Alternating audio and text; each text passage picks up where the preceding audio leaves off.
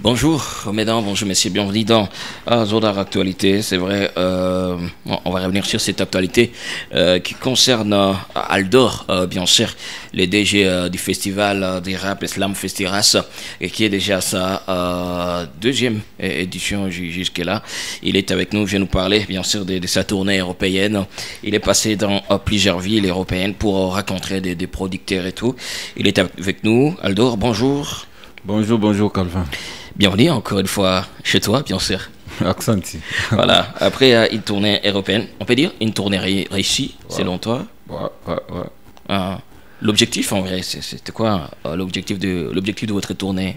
En fait, j'ai effectué une petite tournée. Ouais. C'est pas une grande tournée, vraiment une petite tournée qui avait comme objectif de faire de manager Festiras. Ok.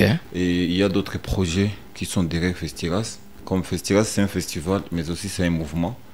C'est pour la jeunesse du Congo, de la région des Grands Lacs et du Congo en particulier. Ouais. Et alors, il fallait voir, pour booster les artistes, ça demande vraiment des challenges pour faire quelque chose et pour faire une baisse du festival Ouais. et d'autres projets.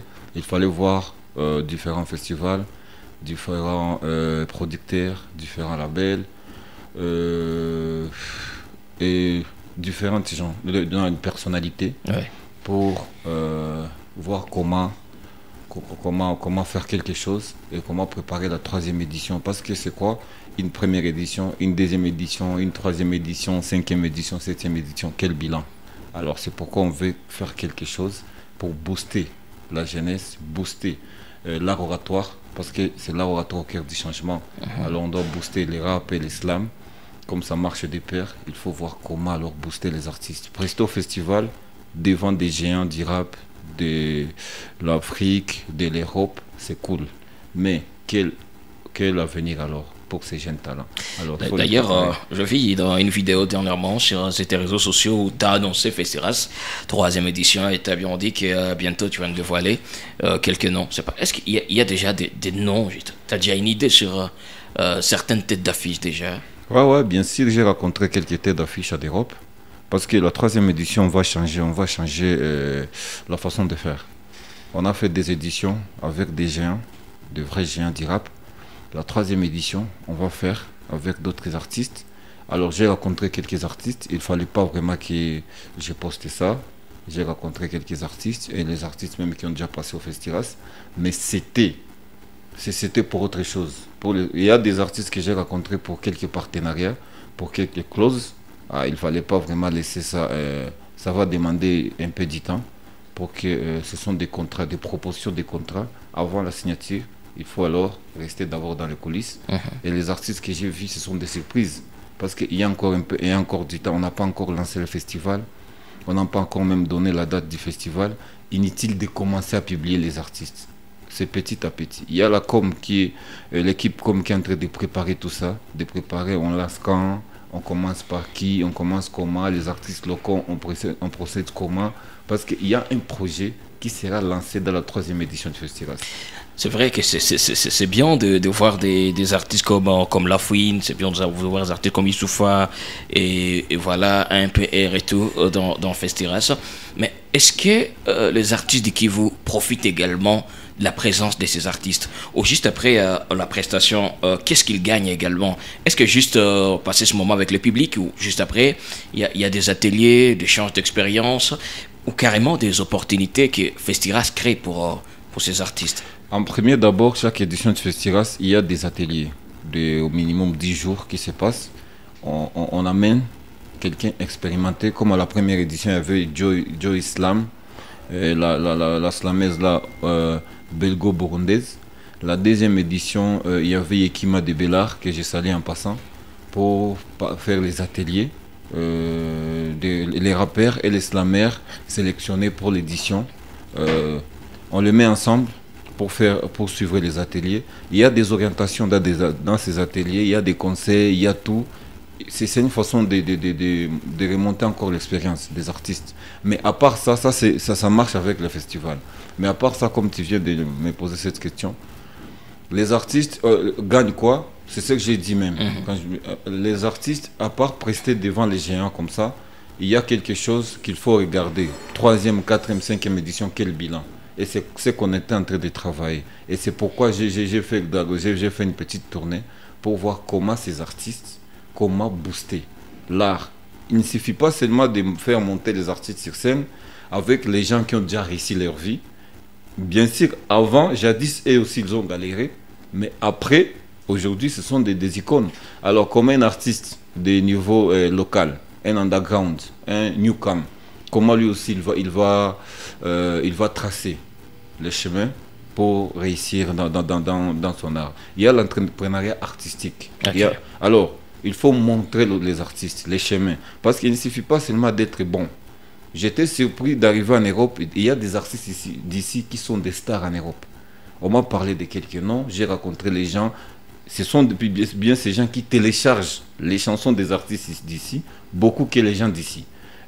Tu vas rencontrer quelqu'un, un artiste qui est connu, on te demande son actualité, on te parle, et les gens sont intéressés. Quand ils sont en train de prendre un verre, ils jouent les artistes là, ils ne jouent pas les Fali, non, ils jouent les artistes.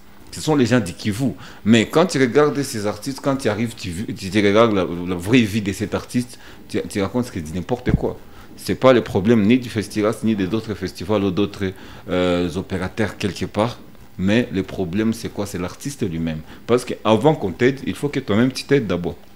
Il faut que tu te dis, tu es star, tu veux une vie de star. Alors, on commence toujours par 0 pour arriver à 1, à 2. Là où tu es déjà, tu as des gens qui te follow, tu as les gens qui t'aiment, tu as un public pour toi. Il faut te comporter comme une personne normale, mais comme une star déjà. Ou une star en devenir. Alors, si c'est pas parce que vous êtes passé bien sûr en Hollande, Amsterdam, Paris, Bruxelles et voilà, en Turquie également, vous êtes passé aussi à Turquie et tout. Vous avez rencontré certains opérateurs culturels, vous avez rencontré certains producteurs, vous avez rencontré certains organisateurs de festivals. Est-ce qu'on peut s'attendre à une collaboration entre Festiras et d'autres festivals où un artiste d'ici peut prester dans le Festiras et parti peut-être même prester en Europe dans un autre festival? Est-ce qu'on peut s'attendre vraiment à ce genre de trucs? Parce que les artistes d'ici également ont besoin de ça. Partir prester en Europe, c'est quelque chose. Ça ajoute un pli sur la carrière. C'est pas, est-ce que on peut s'attendre à ça également, à ce genre de collaboration? En fait, tu sais, Calvin, c'est pas sorcier. Mais moi, d'abord, je suis très discipliné pour ce que j'ai fait. Je suis artiste. Et je pars ici des opportunités que moi je suis en train de créer et mon équipe et le festival que nous sommes en train de créer pour les gens. Mais bon nombre de jeunes ne savent pas se sacrifier, bosser. Parce que quand on te donne des opportunités, il faut que tu mérites ça. Ce n'est pas une république des amis, c'est pas quelque chose, c'est quelque chose qu'il faut mériter. Tu vois. Alors, pour mériter ça, il faut arriver à travailler au vrai sens du terme. L'affaire, c'est quoi? Je suis parti en Europe pour créer des opportunités, pour créer des partenariats, c'est bien. Alors, les artistes, tu ne peux pas dire... C'est ça que j'étais en train de te dire. Calvin, quelqu'un qui ne s'aime pas. Toi, tu fais la musique, mais tu penses que Banakoneaka. Il faut que tu bosses d'abord pour y arriver. Bien sûr qu'il y a des opportunités, parce que, comme j'ai dit, un artiste ne peut pas seulement prester, jusqu'à quand? Tu prestes, on te donne 40 minutes, 45 minutes pour que tu prestes dans un festival. Et quand tu termines à prester, tu rentres, demain tu recommences cette vie-là. C'est la routine. Voilà. Alors, pour créer quelqu'un, oui, il y a des festivals en partenariat avec Festiras. Même des festivals, il y a un festival de rap en France, à Paris, en partenariat avec Festiras. Aujourd'hui, il y a au moins 3-4 festivals en Europe en partenariat. Donc, nous sommes dans les processus des partenariats. L'affaire, c'est quoi? Il faut discipliner les artistes. Comment? Il faut bosser. Il faut quelqu'un qui mérite. Heureusement que vous voulez montrer tout ça dans des ateliers. On montre. Oui, c'est pas moi qui anime les ateliers, mais on les montre tout ça. C'est pas un cousin d'Aldo ou de Madame Yvette ou de Franck Moses ou de quelqu'un de l'équipe du Festiras qui doit profiter de tout ça. Ce sont les gens qui méritent ça. Et comment on les mérite? C'est pourquoi je dis que Festiras a un autre projet pour dénicher les vrais talents. Pas seulement du Kivu, du Congo. Partout, il y a des undergrounds. Je pense que c'est moi, quand je passe dans l'émission de DJ Daddy à la radio Okapi, une fois l'émission se termine, tu vois que c'est tout le monde qui t'appelle. après Urbain Sen. De partout, d'autres provinces. Non, il y a les artistes locaux, Calvin, qui ont besoin de temps scénique. Il y a des artistes de vrais talents qui ont besoin de visibilité. Il manque ça. Alors, pour faire ça, il faut donner les opportunités. C'est quoi? Et c'est ce que vous faites, hein? Oui, il faut les soumettre. Ensemble, beauté ensemble. Il faut les soumettre au boulot. Et quelqu'un qui, parmi les gagnants, il y a toujours un gagnant. Quelqu'un qui va se distinguer. Les gens qui vont se distinguer parmi ces artistes. Bien sûr, il y a des opportunités, pas seulement en Europe. Et parce que vous êtes aussi parti avec cette mission toujours de votre organisation, les championnats du rap. Ouais. Alors ça se passe comment?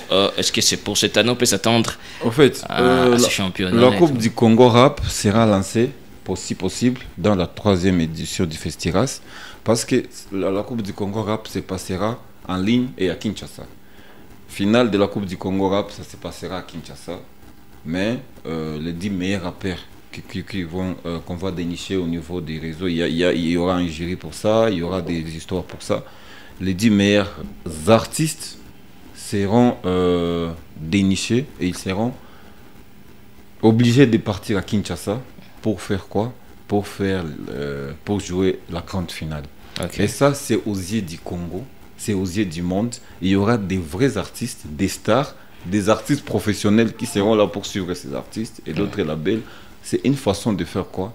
De vendre. Au vrai sens, alors Calvin, c'est vendre ses artistes. Voilà. Parce qu'avec un festival seulement, c'est difficile de vendre un artiste avec... Oui, c'est bien, c'est Festiras qui amène toutes ces opportunités. Mais comment alors ces artistes, petit à petit, on fait comment? Il y a une première édition, deuxième édition réussie. Ouais. Il y a la 3e édition qui arrive, on lance la Coupe du Congo Rap.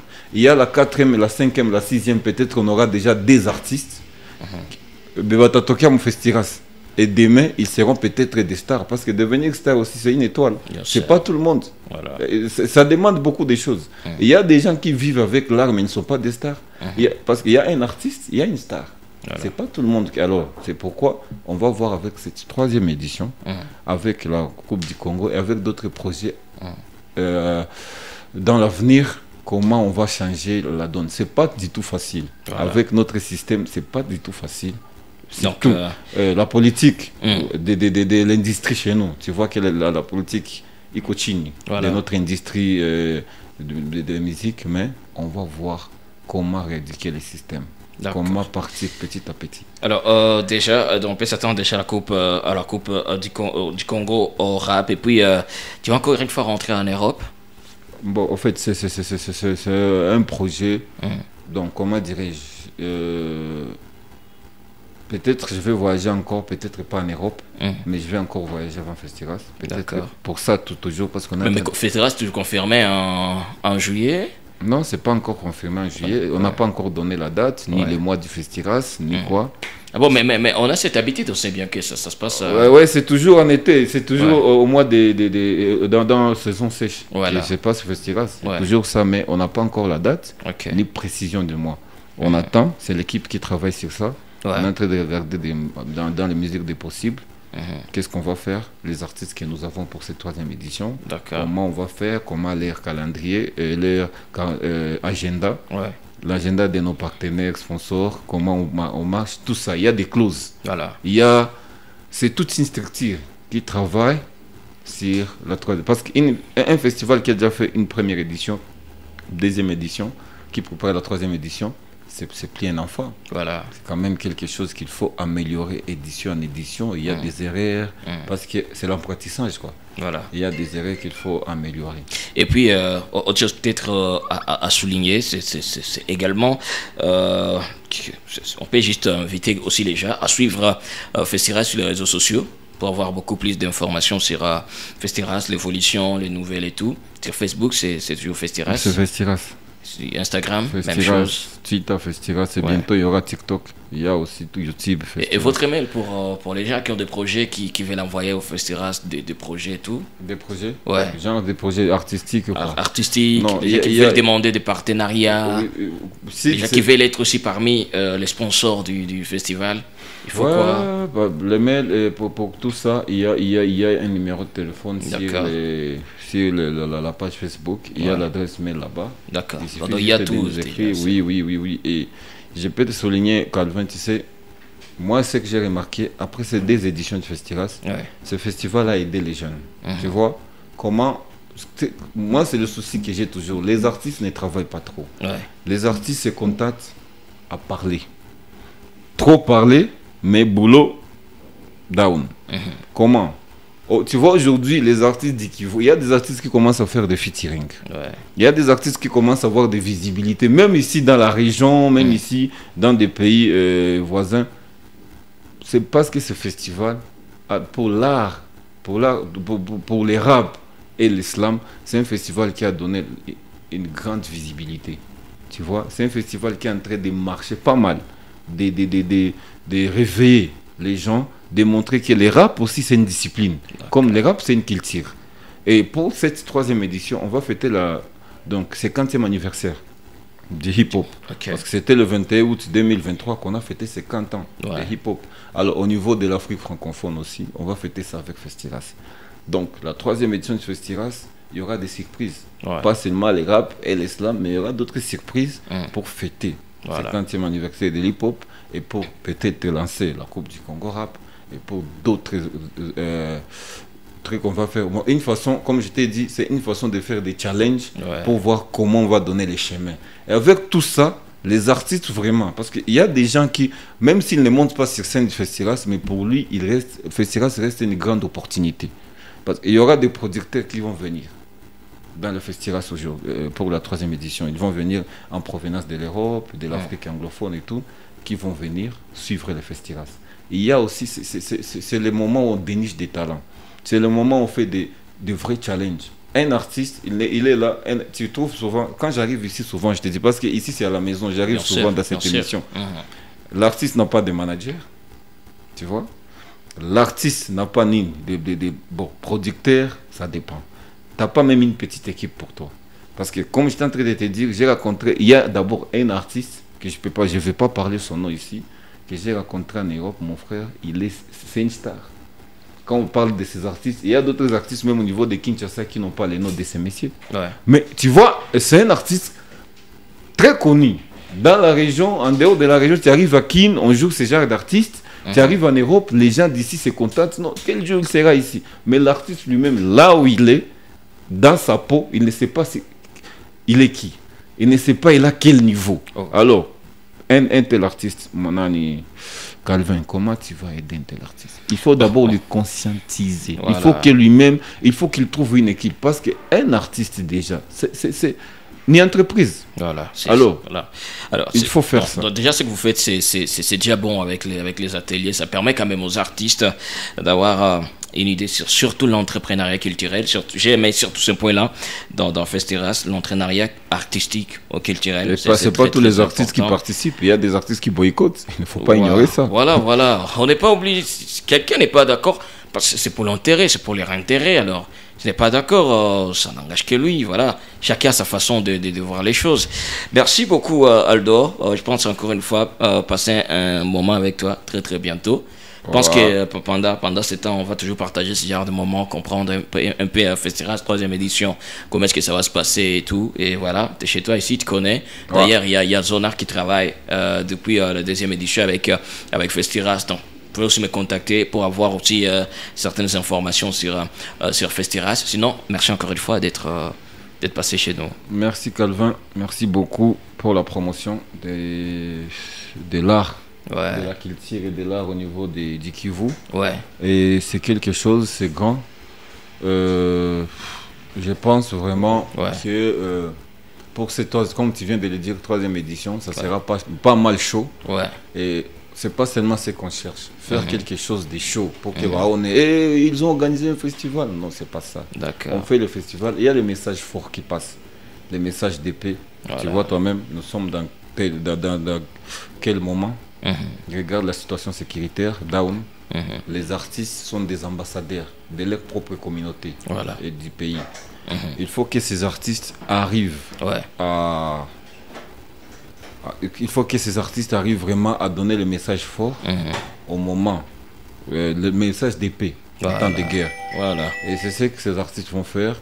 Donc on n'arrive pas seulement au Festiras pour danser, pour boire, pour s'enjailler, mais c'est pour aussi écouter passer aussi le message fort, Voilà. et parce que c'est là oratoire au cœur du changement. Ça, on ne peut pas oublier. Il y a les côtés humanitaires, il y a les côtés promotionnels, quoi, pour promouvoir l'art local, pour booster les artistes locaux vers l'international. Il y a aussi les côtés de conscientiser aussi, même les opérateurs économiques, les opérateurs culturels, de faire quelque chose pour ces artistes. Voilà. Parce que quand tu veux que quelqu'un de l'extérieur fait quelque chose pour toi, il faut que quelqu'un, ta base, là où tu vis d'abord, qu'on te respecte, qu'on essaie de te donner un coup de main. Voilà. Parce que c'est ça, parce que c'est par là que tu vas sortir pour avoir la visibilité à l'extérieur. Voilà. Il y a tout ça dedans et j'espère que petit à petit, il y a aussi l'expérience qui monte. Il y a aussi, on est en train de voir que c'est pas vraiment cadique. Pourcentage, Ingali Chini, mais ça monte en puissance petit à petit. Voilà. Merci beaucoup Aldor et voilà, merci surtout à Sam qui était derrière cette caméra. On se retrouve la prochaine et on se promet très bien pour la 3e édition de Festera cette année. Ça y est, vous n'êtes pas prêts les amis, vous n'êtes pas prêts. J'ai déjà une idée sur quelqu'un les amis. Non. Ah, t'as idée. Vous n'êtes pas prêts. C'est beau. J'ai déjà quelqu'un de merci à vous et on est ensemble. Ensemble.